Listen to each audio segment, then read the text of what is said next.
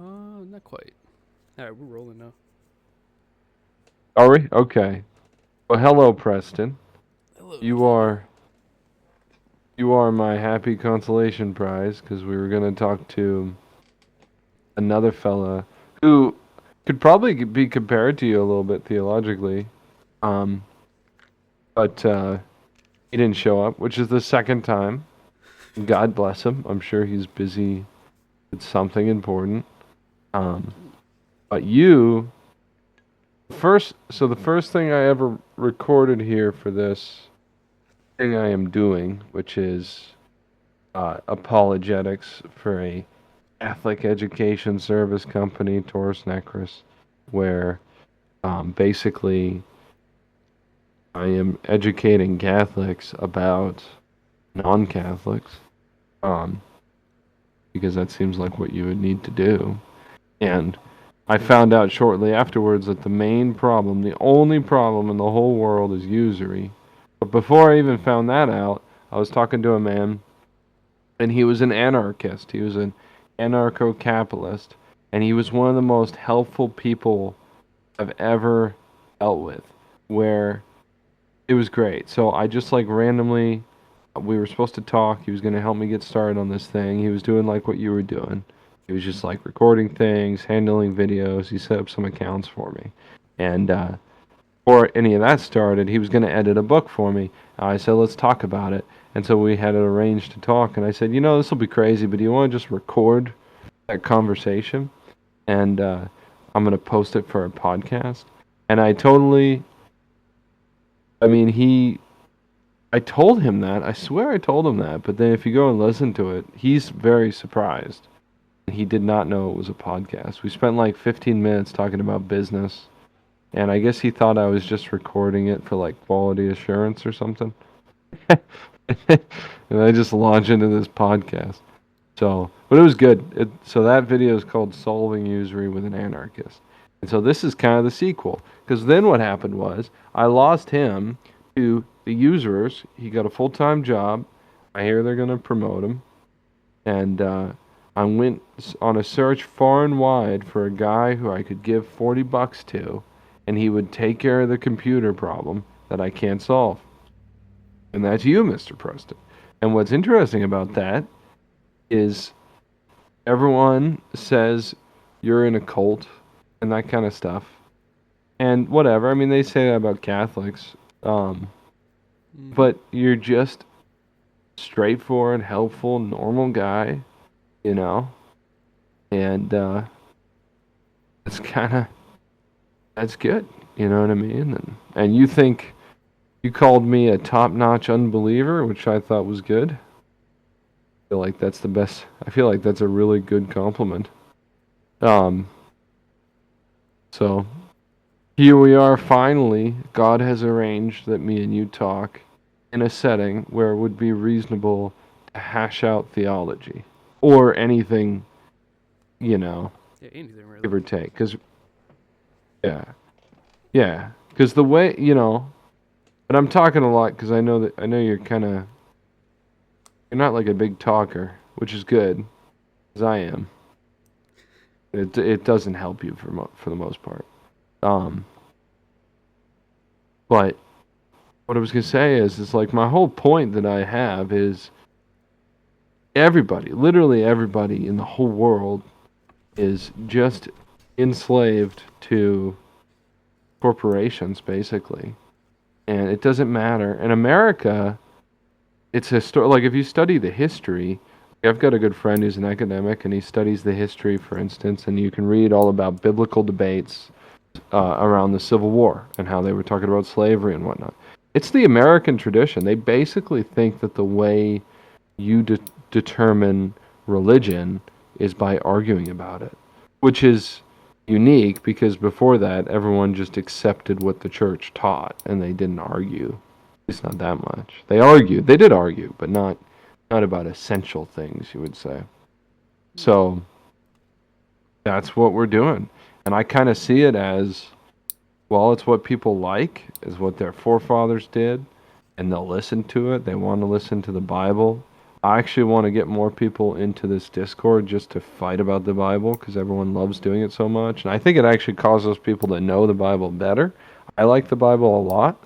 Um, Personally, I read it every day, and I, it's inerrant. Um, there's a lot we could say. What do you think about the Bible? Now's your turn. What do you think? Hmm. I would say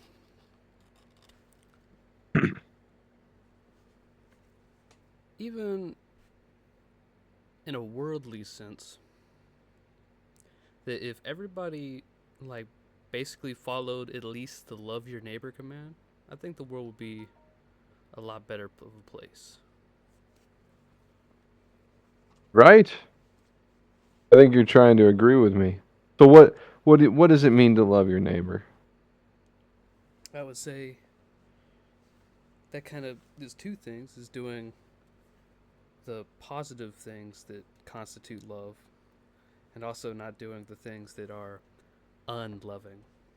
So, if I love my neighbor, I'm not going to try to take his stuff or do him any physical harm or any other sort of thing that would be unloving. I will want to give him good things. If he needs a bag of sugar or flour or something, here you go, right?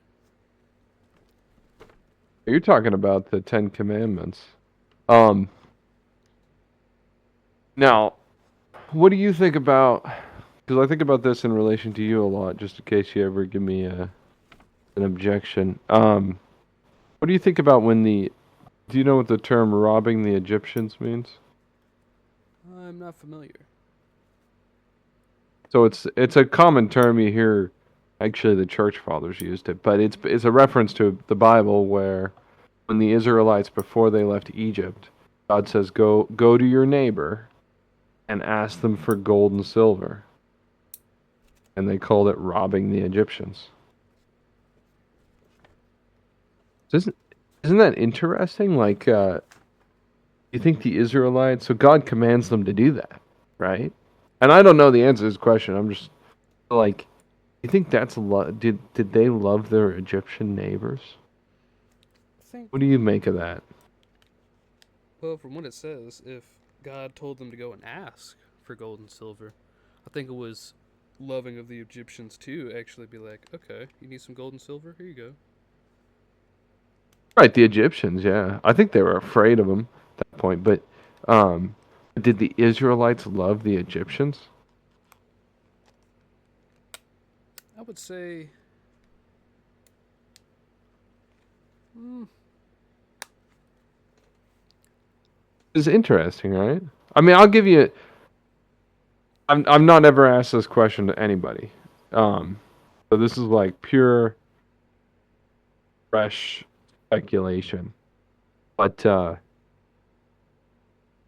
I mean, I think like if you read it, and if you read like the historical record and stuff like that, basically that gave them a because the Israelites were set apart from the Egyptians, right, in Egypt, and so when they go and talk to their Egyptian neighbors, that actually gives them the opportunity to talk to them about what has been going on over the last however long. I don't know how long those that the plagues went on. I think months.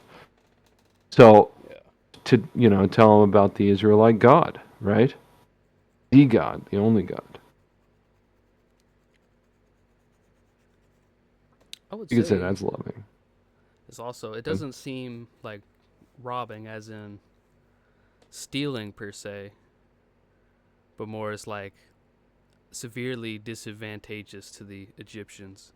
But then I think also that's kind of probably part of what God wanted because the Egyptians did enslave and then also mistreat the Israelites for all that time up until that point. yeah, So, as a final thing, basically kind of make his wrath known is now everybody's afraid of God because God did all of these plagues.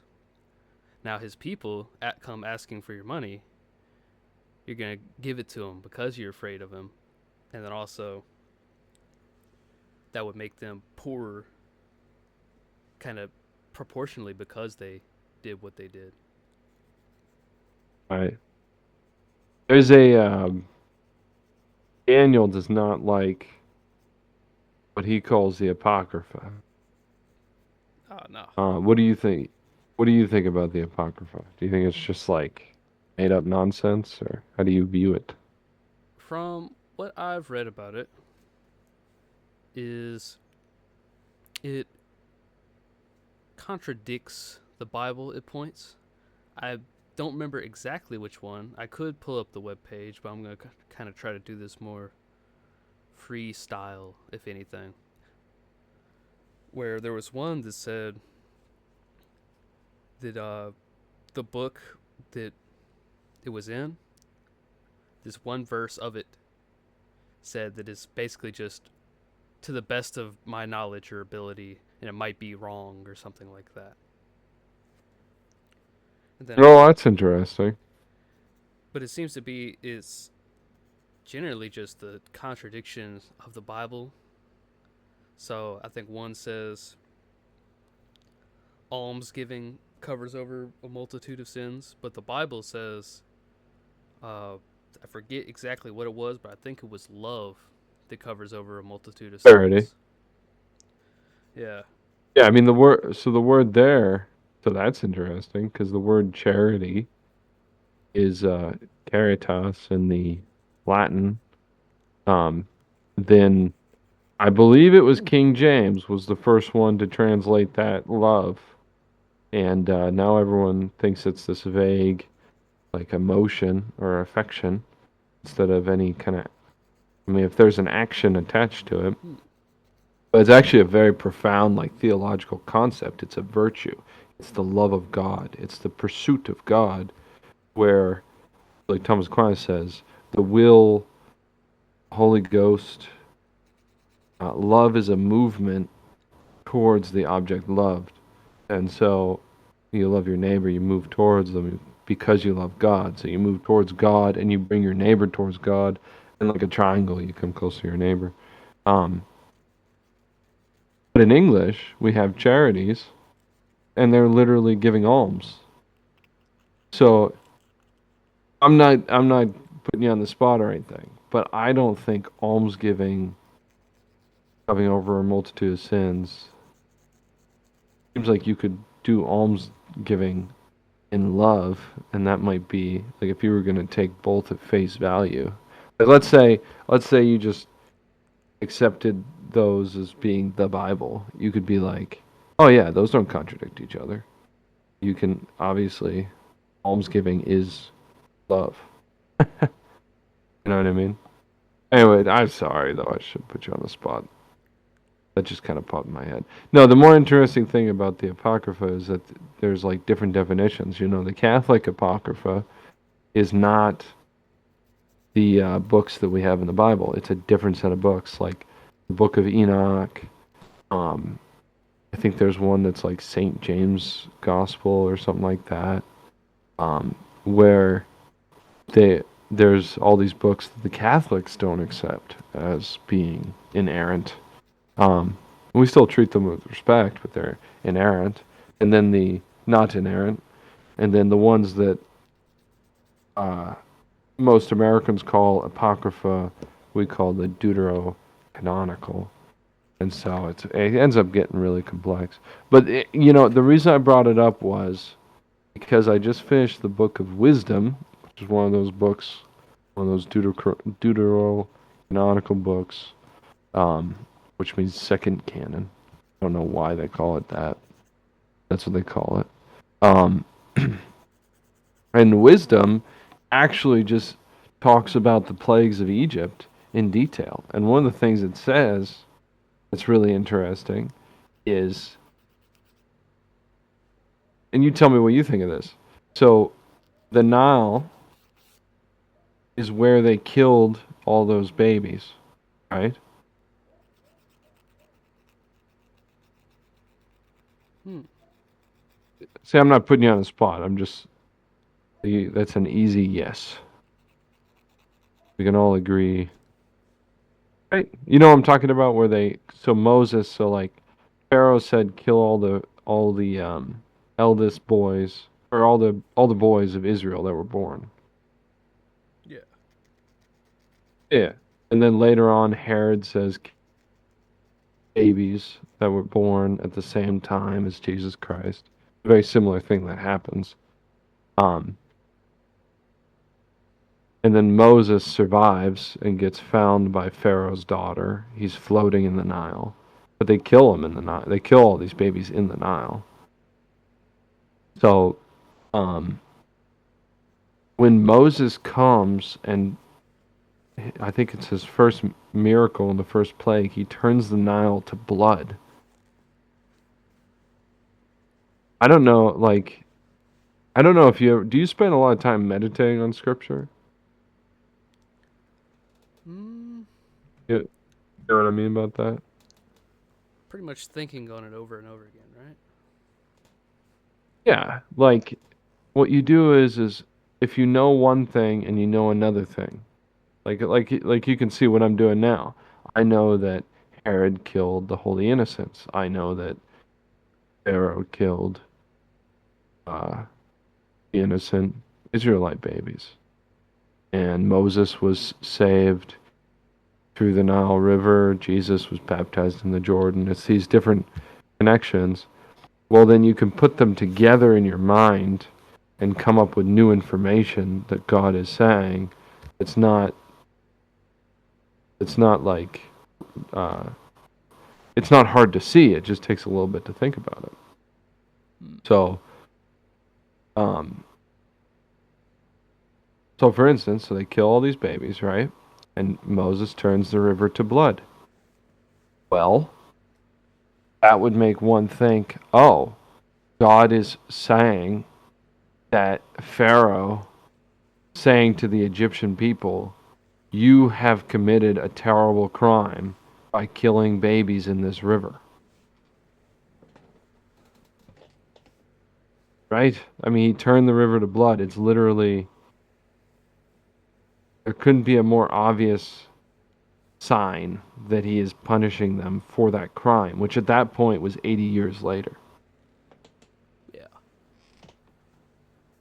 So that's an example of meditation. But it's not like that's written in the scripture. He just says Moses did it. Wisdom, the book of wisdom says it straight out that this was a punishment for they had killed those babies. Well, I don't know. Do you have an opinion on abortion? Because I sure do. And most Christians feel pretty strongly about abortion. What's your opinion? I would say, kind of objectively, it ends up being murder. Right. Right. Um, yeah, that's an easy one. I mean, if I was talking to the last guy I was talking to, it'd probably be a different sort of conversation. But yeah, it's murder. They're killing babies, and they've killed millions, millions Yep. since 1970. They killed them before that. In fact, everybody loves Ronald Reagan, who's a conservative that I've met. A lot of people from like the baby boomer generation and whatnot. A lot of people who love Trump, who are like over 50, compare him to Ronald Reagan. Well, I don't know if you know much about Ronald Reagan, but he was the governor of California. And when he came in as the governor of California, California was a Republican state. And I don't like Republicans. But when he left, California was a Democrat state.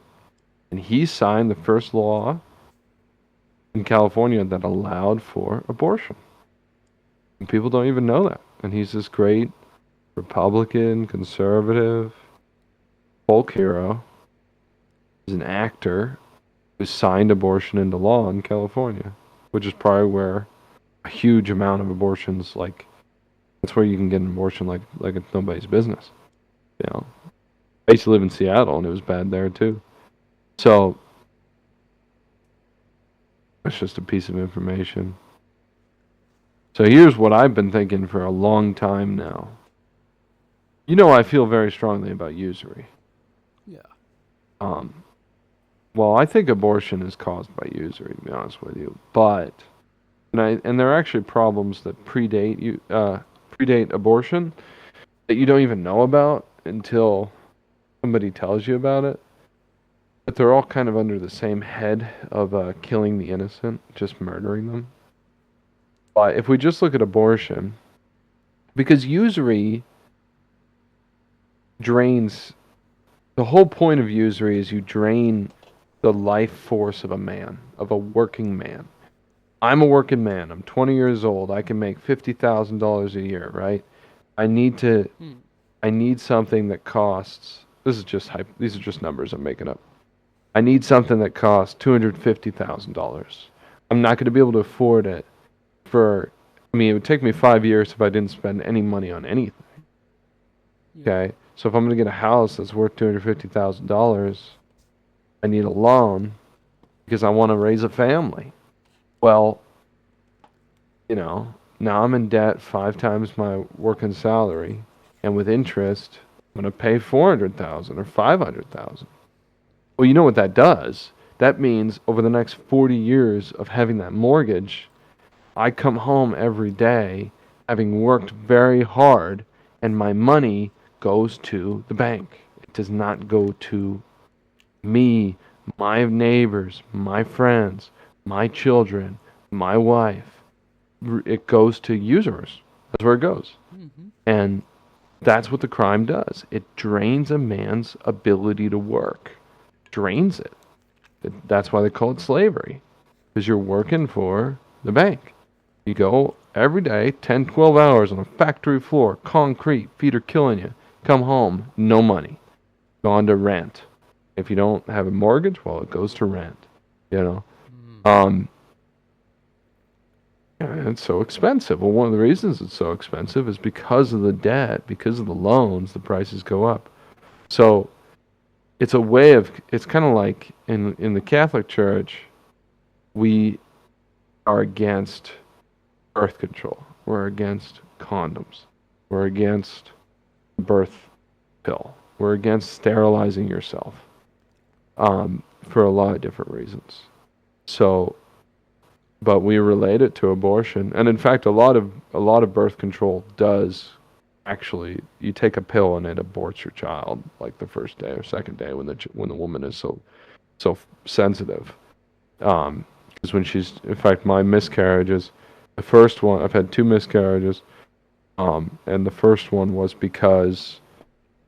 in that first period. They say it didn't stick while your child died in like the first few days of conception because the child was conceived and then died.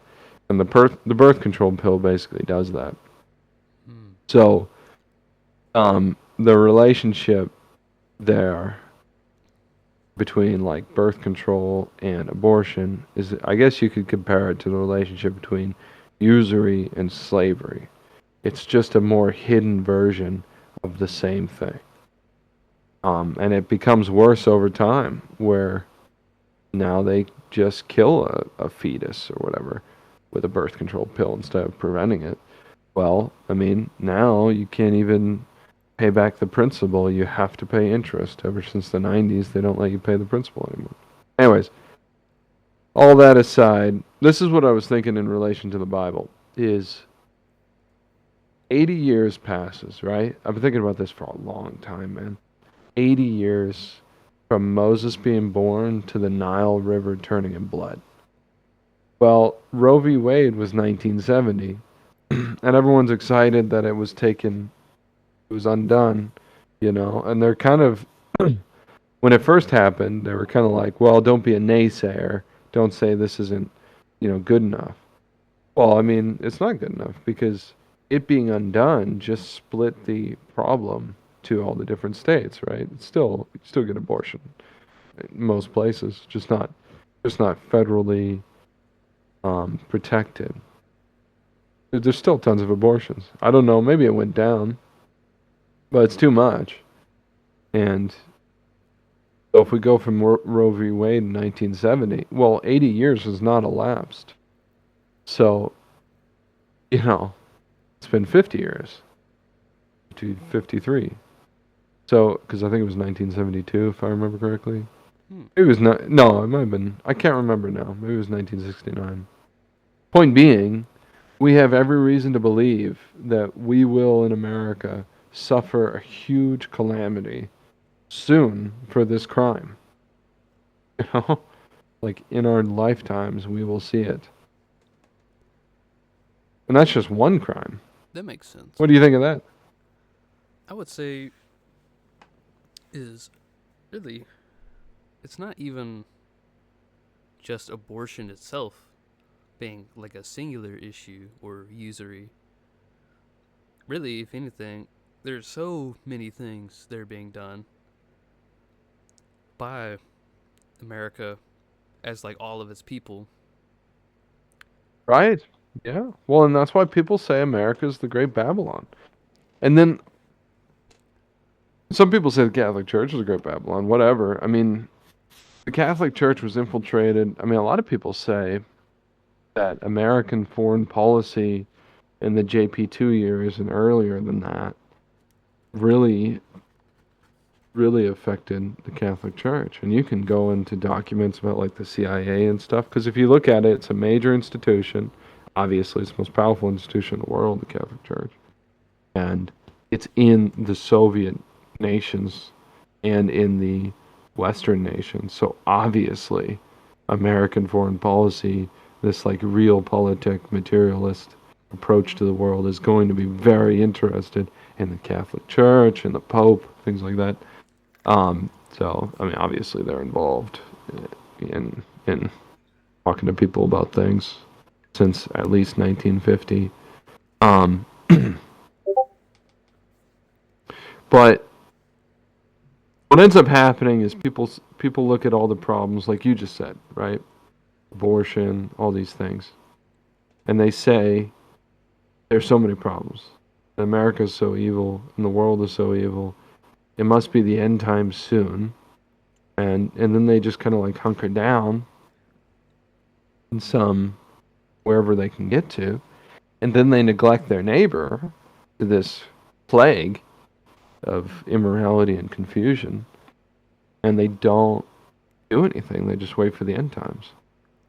And that's not you guys, like you and your friends in Oklahoma.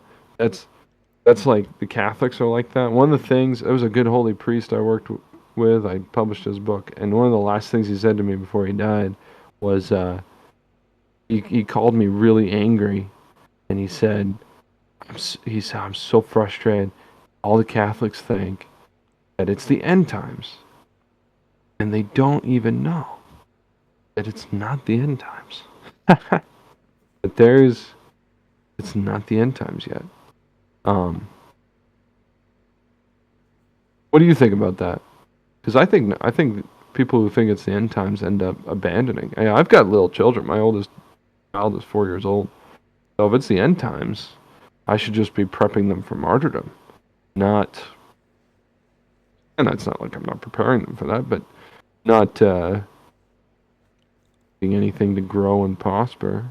Like you want to get married. A lot of guys I know, they want to get married. People having children. The children have a lot of graces. The end times gives us like 25 years. That's not a generation. What's the point? What's the point of getting married, having children, working a job, anything? It seems pointless, right? Hmm. Yeah, that is true. You know what I mean? And then you just end up, everyone just ends up being made impotent. That's what happens. Which is why, like, the thing about usury, so abortion splits, right? So, like, if I'm talking to an atheist, somebody, they cannot get behind the abortion issue. Well, fine. If they were killing babies right in front of their faces, like if a 1-year-old or 2-year-old, like Herod did, and they just kill them and murder them, well, then the atheists might be on our side. At least the vast majority of people who witness an obvious evil are against it. Um, that's fine. But abortion's hidden, and it's just the devil becomes more clever as time goes on. So he's hiding his crimes and convincing people.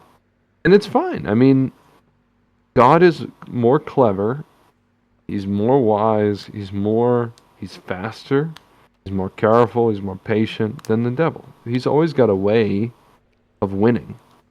And not only does he have a way of winning, it's foolproof. It's happening, doesn't matter. He's just patiently waiting to win as the devil frantically comes up with all these clever schemes. But he's more clever than us. So what I think is, so abortion divides, right? Um, Yeah. any other topic, like all the evil things, like gay marriage, for instance, like abusing little children so they don't know their own gender. Um, Actually, the church has 5 things that are crimes that call out to heaven. And one of them is abortion. So you have to vote against this. That's the teaching. I don't think many people preach on it anymore, but this is the official teaching of the Catholic Church, according to one of my pastors at least, um, who I trust. There are 5 sins that cry out to heaven for vengeance that you're required to vote against as a Catholic. And by the way, most of these are supported by all the candidates, so that's how bad it is. But it's abortion's one, euthanasia. You know what euthanasia is? It's essentially remember correctly, in a clinic. I know it's done for dogs, but essentially controlled killing, Right. less bloody than just Well, taking a sword or something, I guess. one of the reasons they call it euthanasia when they put a dog and kill a dog is so that you associate dogs with people and so that you become more willing to kill a person this way. But like assisted suicide, anything like that, that's euthanasia. Well, they do that. Um, there's a guy, Dr. Paul Barron, who's a retired pediatrician who teaches on what's called brain death. Well, brain death is a legal thing that doctors use where they determine a person is dead because of an arbitrary number of their brain activity. Now, their nerves are still going, they're still breathing sometimes, their heart's still beating, but they're dead legally. They're not dead actually because only God knows when they're dead. It even says, I was just reading in the book of moral theology, that the last rites that a priest gives to a dying person can be done up to a half an hour after somebody appears dead, because death is a mystery of God. We cannot know when it occurs. But materialists who think the soul is in the brain define somebody as dead because of brain activity, and then they can literally still feel things and they harvest them for organs. Because you can't get a working heart unless you take it from a living person. The amount of time that needs to go by for the heart, the liver, the even the kidneys, of course you have 2 kidneys, lungs, a lot of these things that people donate organs, you have to be alive for that to work. If you're dead, that organ is already not in a good enough shape to go to another person. Now, granted, the organ that goes to another person, even if it's in quote unquote good shape, is they still their body rejects it 90% of the time and whatnot. But point being, that's euthanasia, and that predates abortion. In America, it's called brain death, and that's a major issue. Nobody knows about it. Everyone knows about abortion, but that's euthanasia. Um, and it's basically motivated by money in America. So that's another one, another moral crime that America exports that comes from materialist philosophy that the soul does not exist. It's only electrical activity in the brain, that it's a physical thing, of a non-material thing. So it comes from poor philosophy and then is increased through greed because a heart is worth like $500,000. So they want hearts. And by the way, it's not poor, struggling people that are paying $500,000. If they are, they're getting into debt to do it. So if you have like a guy who just really needs a heart, he's a poor guy who wants to take care of his family, he's not going to get a heart. It's rich people that get hearts. So that's one issue. So that's 2. I guess I shouldn't go that long about each of them. Then there's stem cell research, which is related to abortion. Um, cloning, which is also, I mean, that's a whole nother topic. And then the fifth one is oppressing the poor of their labor, something of that nature, which is a little bit harder to define, but you could say income tax, immoral income tax, which income tax was illegal. They had to change the constitution to allow income tax. So there you go. Those are the five crimes of call to heaven, if I remember correctly. Now, all of those divide, though. So if I bring up any of those with an atheist, because we're in America, we have to be practical. Not everyone's Catholic. You're not Catholic. We need to be able to work in the American system, or at least decide how we're going to approach it. A lot of people don't vote, and that's fine. I don't really think voting's that important. I think they just do that to make us feel like we did something. I think mostly people just damn themselves with abortion, or with pardon me, with voting, because they vote for immoral things, and they feel very strongly about it, and then they fight their neighbor on it. So there's all this division. But in America, it is true that things can be accomplished if a large group of people agree on something. And usury, which you could call it capitalism, you could call it uh, the economy, you could call it income tax, interest rates, insurance, inflation, you could call it, hard times, you could call it boom and bust, you could call it anything, you could call it bankers, anything. It all comes under the head of usury. People call it different names, and that's part of the labor, is for people to understand what is the actual problem. But that problem affects everybody in America. I've never met anyone that benefits from it. Not anybody. You have guys like Daniel that they pull out ahead a little bit. But I mean, I don't know if that'll last, man. I mean, it's good. I mean, a lot of Catholics, they want to do that too. I would like to do that. You get away from society and you maintain your religion in a tight knit little spot where everyone agrees. But I don't know, the tools that modern society has for attacking and disintegrating communities, just for marketing. I mean, if you just look over because if you have children, I have little children, and you want to get married and have children. Well, when you have children, one of the things you might notice, if you're a thinking man, is how much writing and images is in your house. Like Popeye's Chicken, for instance. There's a logo. Um, Mm. Anything you order from Amazon. I went to a place one time where it was a library. I was giving a writing class, and there were all these Amazon boxes. Well, on the boxes, it had a funny little thing. It was, oh, it was, it was, oh my blank. Becky, look at this box. That was the joke that they had. Well, I took a pen and I actually couldn't scratch it out because it wasn't going in the cardboard. So I actually poked holes in all their boxes and destroyed the blasphemy that was being said, which was, oh my God, which is a prayer, you could say. But if you say it flippantly like that, it's a blasphemy. Mm. When you have little children, you'll start to notice how these things affect them. How the TV screens, even if you get rid of TV, well, the cell phones are everywhere. You get rid of cell phones. Well, dude, billboards are everywhere. You can't, billboards and just marketing, packaging. It's all printed with this thick stuff with all these strange esoteric symbols.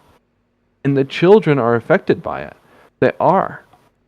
If they see something, they want to know what it's about. Especially if And it's and it shapes right. And and they make it colorful.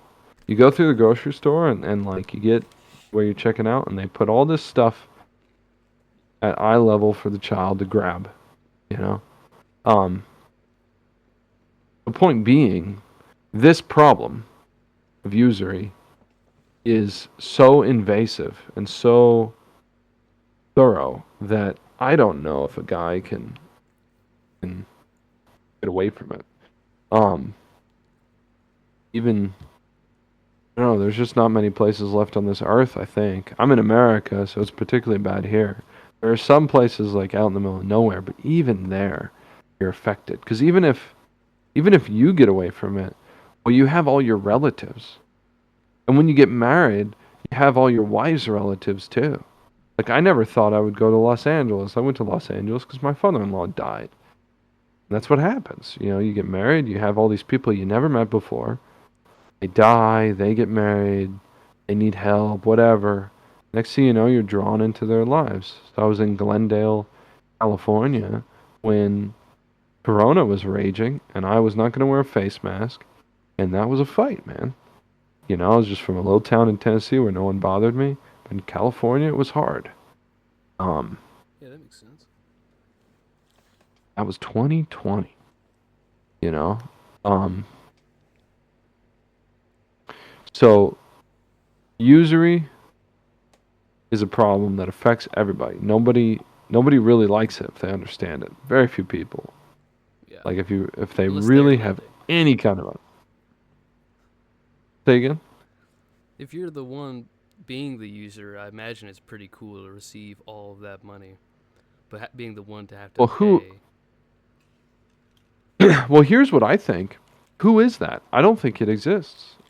Because you talk to a Hmm. mortgage person, you talk to J.P. Morgan, they're dead. Because usury steals from the future. Like they always say, we're stealing from the next generation. Well, that's been going on for 500 years. I don't think anyone's making money off of it anymore. Don't. I even have a suspicion that the big families like the Kochs, the Waltons, the Rockefellers, I don't think that they profit from it anymore. I mean, maybe they have money, whatever, but the money is worth less every year. And a lot. It's worth a lot less every year.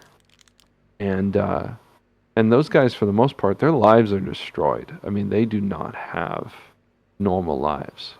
You know, like think if you're a Rockefeller. Let's say, you know, Preston Rockefeller walks down the street. I mean, think about like the trouble you're gonna come run into. Like, you know, you walk into a bank. What's your name, Rockefeller? Think about like somebody overhears you. You just they don't have normal lives. You know, they're probably tortured just every day. They probably can't think straight from like the stress. And then you talk about the things that actually they have to maintain for their families and stuff like that. Um, so I don't even know if anyone makes money off of it anymore. So, you know, these are all the things I've been thinking about lately. I was thinking about Jubilee because I'm now like doing media and stuff. And they had a Jubilee in El Salvador where the Catholics and the Muslims got together, the Pope was involved, they had a Jubilee. And basically a Jubilee is just wipe out all the debt, no one cares about it. Now, you know, the government, because the government can do this, government steals money all the time as they call it. The government can just say, you do not have what you think you have, too bad. You know, like there are people who are like tradition and actions run up by a family. This Dr. Marion Horvath, who I knew for a little bit, they're a Catholic organization. Well, her family, her father, they had a farm. They lost their farm to eminent domain. Eminent domain is when the government tells you property is our property. Doesn't matter if it's your family home. Doesn't matter if you're, and they give you nothing for what it's worth. It's called eminent domain. And it's totally legal. It's even moral. You know, um, Hmm. by a lot of arguments. So the government can do that. The government, who has the power to say to a bank, to the Rockefeller organization, whatever. It's very complex too. It's not like you go to Bank of America and it's Mr. America who's in charge of it and he's the one who's suffering. It's like this huge, crazy organization that's so complex that's just kind of like the shadow of this thing that was started 100 years ago, usually. Um, and the government can say, no, all of those mortgages are now paid off. And they can just say that. They don't have to give money, they just pass it into law. That's called a jubilee. And it used to be the normal practice for nations for, from ancient times, from before Christ. The Babylonians knew it. Christ knew it. It's in the Bible. Everybody did jubilee. Everybody. because if you allow usury to go without a stopping point, because they recognize, well, it's going to happen. What do you do? It's just like if you read moral theologians talking about, like Thomas Aquinas, who was a virgin his whole life, talking about prostitution, he says, well, it's a necessary evil because the government has to deal with people who are not virtuous. And if you get rid of, what St. Augustine says is if you get rid of prostitution, the next thing that will happen is you'll have sodomy everywhere. So it's important. That's why you can't make fornication illegal, for instance. Um, you can make seduction illegal, but not fornication. So, seduction being the when you seduce a virgin, even if she consents. The crime is called seduction, but basically it's a virgin because the idea is she doesn't know what she's getting into. Mm. So like some man convinces a virgin to sleep with him. So that's seduction.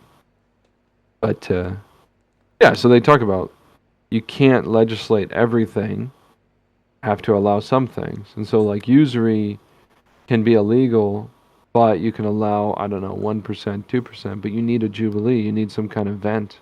Well, in American society and history, it's been going on for 500 years.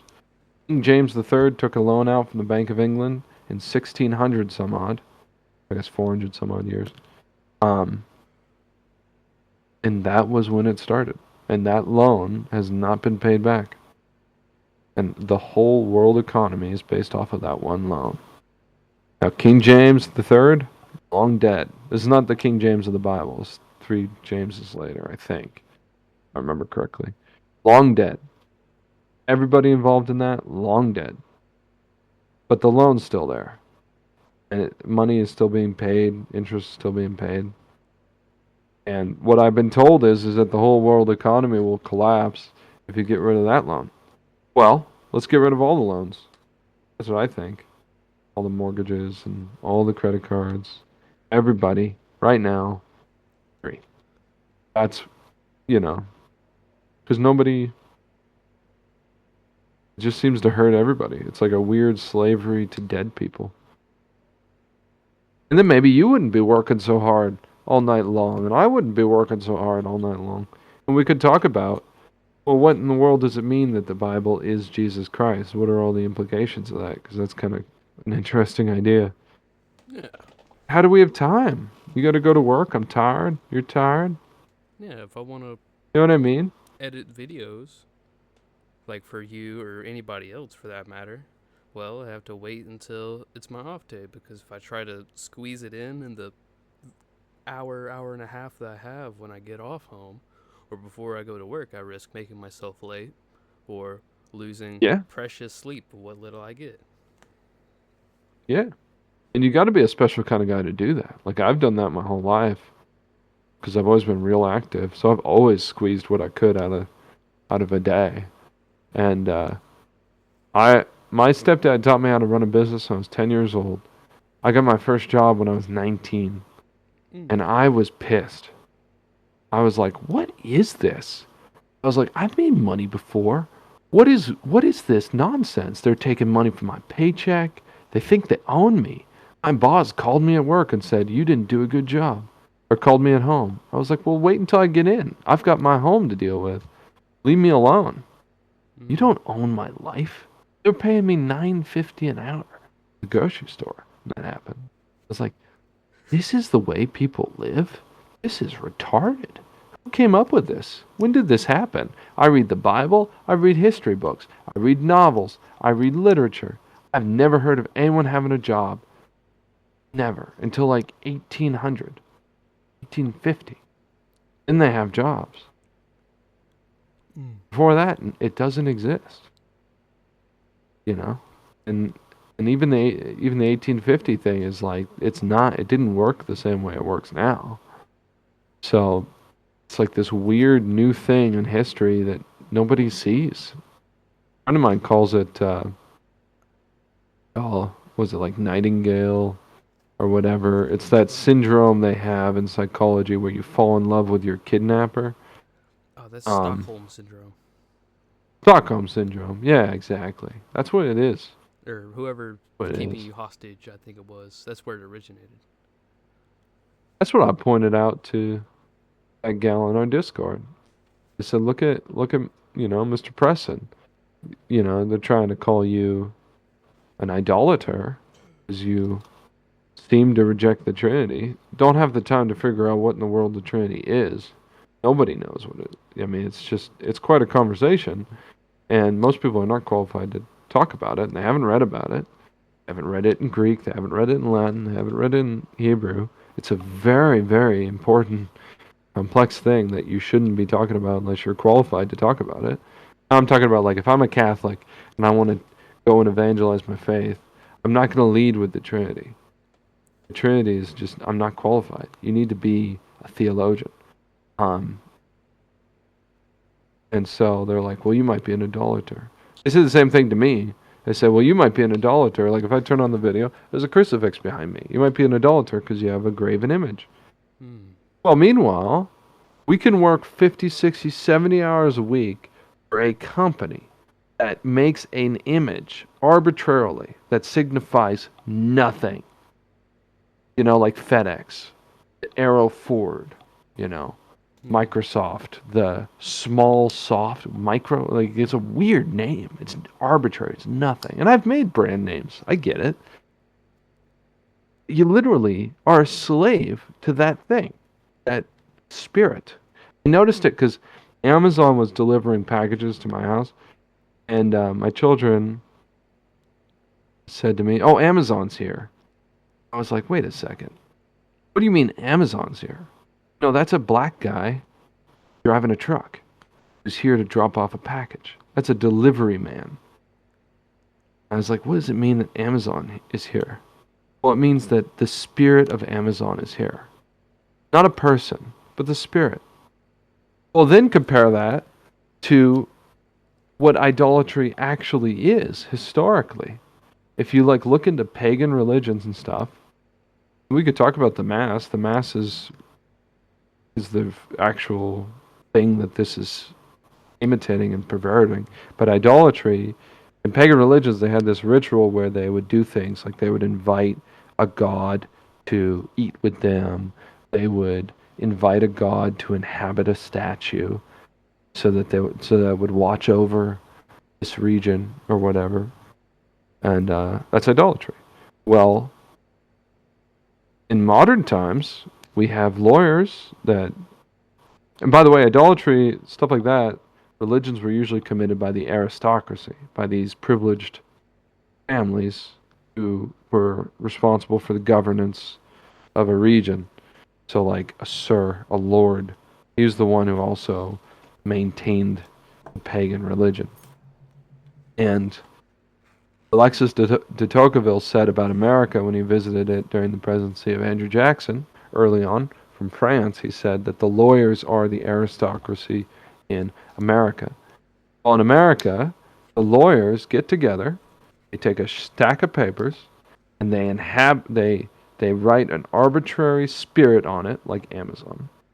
And then they invite this spirit to inhabit this paper. And now that's how you form a corporation. Corporation means body. Demons don't have bodies, so the pagans gave them a body, like the statue, and said, inhabit it so that you can run this region for us and protect it. You see the similarity? I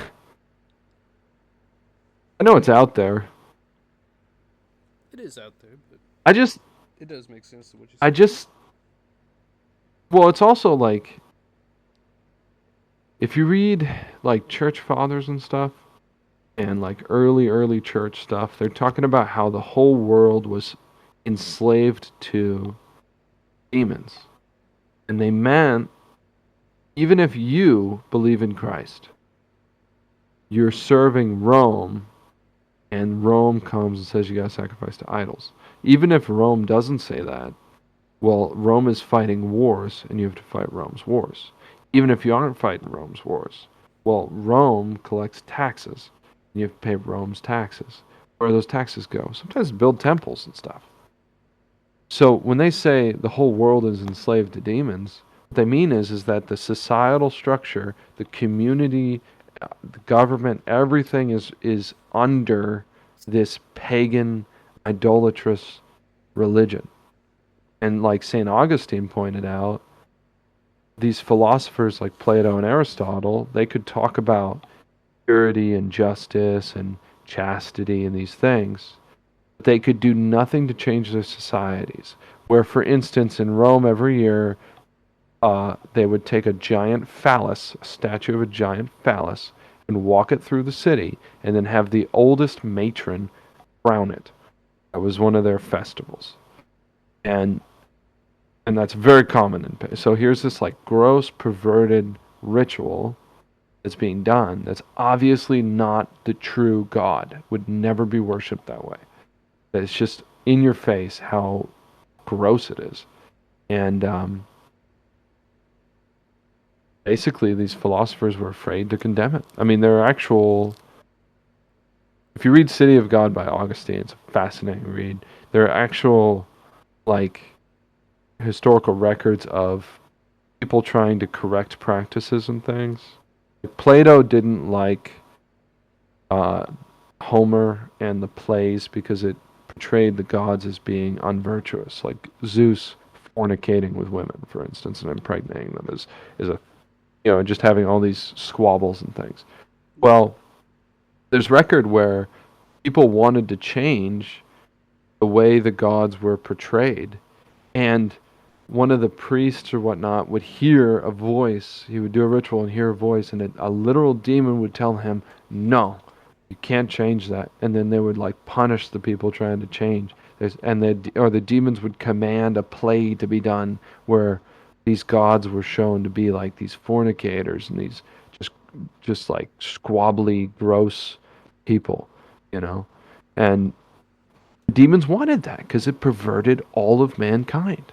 All of mankind, no matter how high and righteous any pagan society was, it was always under and subject to this thing that they couldn't escape from. Well, look at America. In America, we can argue about the Bible all we want. We can talk about abortion. We can talk about these things. All of us, like very few people don't.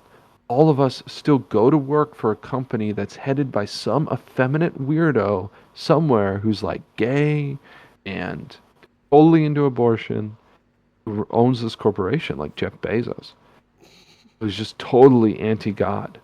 And no matter how much we disagree on what's the Trinity, what's this, well, we're closer to each other than Jeff Bezos is to us.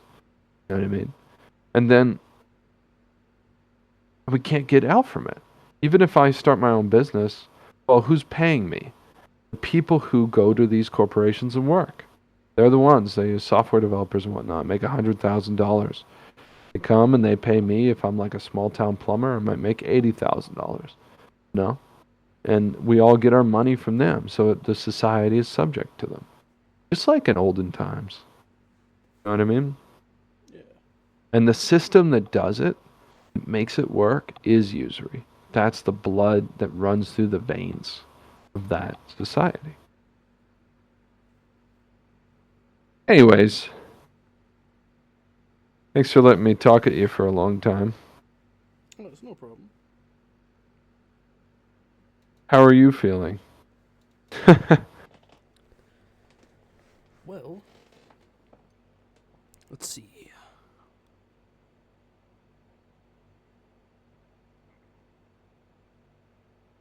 I have things to say. Okay, go ahead. Then I swear I'm going to listen. I have a bit of a problem, I would say, or possibly not a problem, but more a sort of perhaps trait, I guess. Kind of similar Okay. to what Elihu, who talked to Job, did, Oh, yeah. where he waited very long time for Job and his three quote unquote friends to finish their talking and words and whatnot. Right. That's my problem.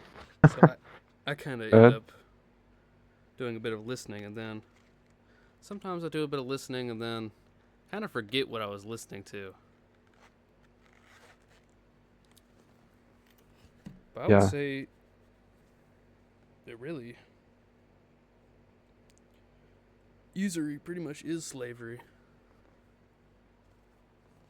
and the Bible Right. So even we says agree. this. I thought you were gonna say we were like. But one of Okay, go ahead. the funny things is that usury is slavery, and it's like hostile. And if you don't manage to keep up with your loans and your debt and whatnot, though the bank is going to come for you and they're going to take whatever they need to get their get back. So if Yeah. you get a That's what the mortgage, that's the Muslims say. you get a mortgage or some such, and then you can't pay it off, you somehow perhaps like lose your job, and then they snatch your house from you. So it's this, Well, if you're paying rent too, I mean, yeah, that too. you don't even have to have a mortgage. Everybody's. You don't get out of that from paying rent. You lose your job. I mean, it's because of the mortgage that you get kicked out. Yeah. So it's the funny thing is that actual slavery, according to what the Bible says to do with slaves and such, being not actually wrong, but it's illegal in the US despite widespread usury, which is also slavery. Right. Right. Well, you know what? Because you're a Southerner, aren't? Yeah, yeah. I think you're a Southerner. Yeah. Yes. I was born in the North, but I'm an Irishman, and the Irish were slaves, and I know my history, and I'm trying to write a book about this. Yeah, I mean, the North. Abraham Lincoln is is the worst. One of the worst. I mean, I don't know. I don't know him personally, but he killed 250,000 Americans. He's just not a good person. As far as, I mean, God rest his soul, I guess. Provide for his final conversion. But what the Civil War was about turning the South into slaves of the North. And they turned the black men against the white men in order to do that, you know. Um, because I worked at a factory in the South in North Carolina. And I turned to my coworker one time and I was thinking, because this is when I was just learning about that. So I just moved to the South. I said, dude, I said, they talk about like Southerners being slave owners and stuff. It's not me and you making 15 bucks an hour working at this factory. We're not the ones that own hundreds of slaves. If my dad, my great granddad, and his great granddad owned some kind of big slave shop, you know, I would know it. You would know it. That's not us. We were just poor working guys. If a Southerner like us had a slave, it was like one black guy he worked next to, and he was terrified the guy might get sick, because then he couldn't work anymore, and the farm's not going to keep up. It's like people that they worked with closely as family. You know what I mean? Which is what the Bible says about it. Now, American slavery was disordered, and 'cause even the Bible says you don't have lifetime slavery unless it's voluntary. But what people don't know is that it was indentured servitude in America, and it was a court case that allowed permanent servitude. And it was a black man. A black man brought his black slave to the courts and won a court case that turned that slave from a indentured servant, which is also a slave. It's just so from a temporary slave to a lifetime slave. It was a black man who did it. I think in a northern state actually. Um, so yeah, I mean, I pick up what you're laying down, man. I mean, it's just it's all marketing. It's all marketing. It's all get the Yankees to hate the Southerners, you know, get the blacks to hate the racists, get the boomers to hate the kids because they're stupid, get the kids to hate the boomers because they're not helping us. It's just about dividing everybody that we're all slaves, because we all think it's this guy's problem or that guy's fault. Instead of saying, whose fault is it? We don't even, like the guys who caused this problem dead 200 years, you know? Hmm. Anyways. Or, well, you know what? I don't know how long we've been talking. You, you close it, and you have the little clip that says what people should do. I'm trying to build up Subscribe Star right now until I can find something better. I have better ways, but you'll put that at the end of the video, so I don't even have to say what I'm doing right now because that will explain it. So you close it with your Haitian wisdom, Mr. Elihu. Yeah.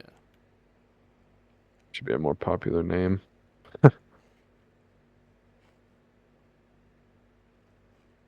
What do you think? What do I think? What do you think we should do? I want to do something. I think probably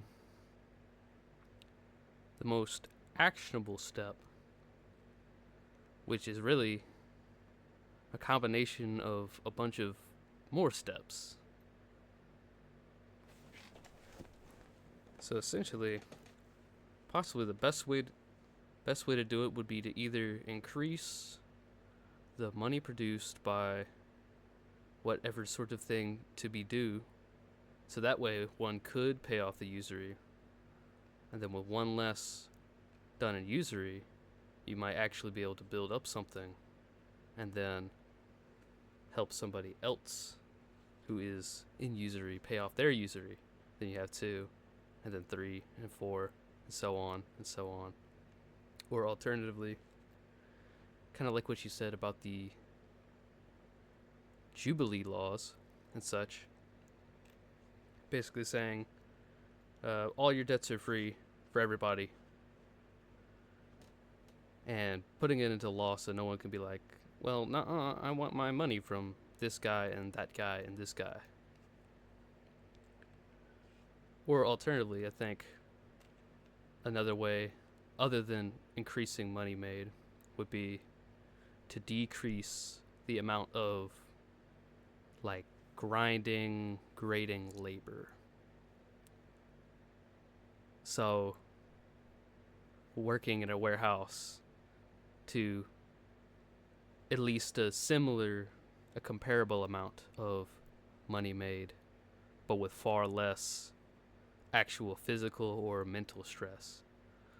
Although I might be biased because I experienced so much physical stress. I don't think you're biased at all, man. God bless you. It made me think of when I was talking to your friend Daniel about this. He was talking about how he made his money working at a tulip warehouse, a bulb warehouse, a flower bulb. And he's like explaining how this works. I'm like, okay, so this is just for people to have pretty flowers once a year. Like, oh yeah, it's total vanity. And it's amazing, like if you look into history, how the whole economy works that way, where nobody needs anything that we buy. Um, we're kind of like forced or tricked into it. Uh, so it's not necessarily an individual person's fault, but like all this warehouse stuff, all this kind of stuff, it's just useless labor because you have to do that to keep the system running. And it turns a man into a beast. That's why I think running your own business is better because you can cut out some of that. At least you're not just clocking in, clocking out. You still have to do nonsense that makes no sense, that isn't actually like working to accomplish a goal, like growing food so that you can eat.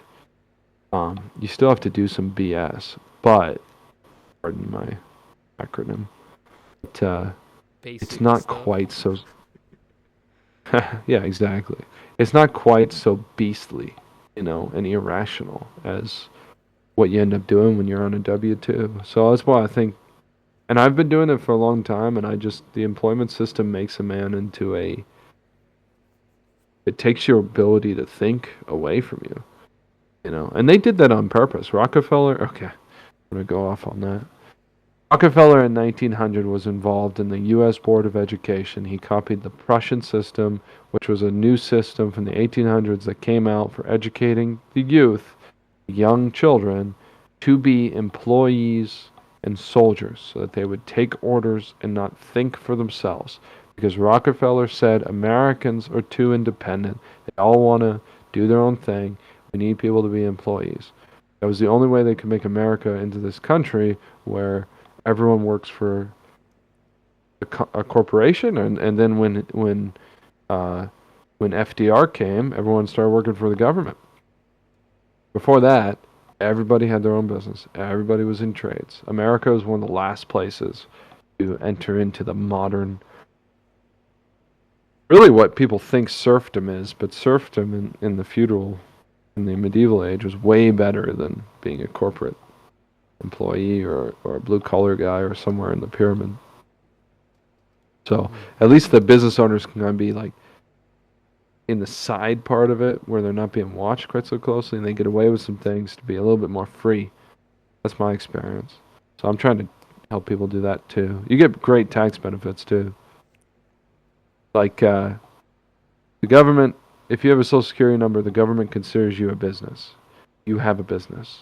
So the expenses of your business, of like going to work every day and driving in traffic, paying gas, well, that should be tracked. And then whatever you make during the year, whatever you spent on gas or clothing or whatever to run your business, should not be taxed.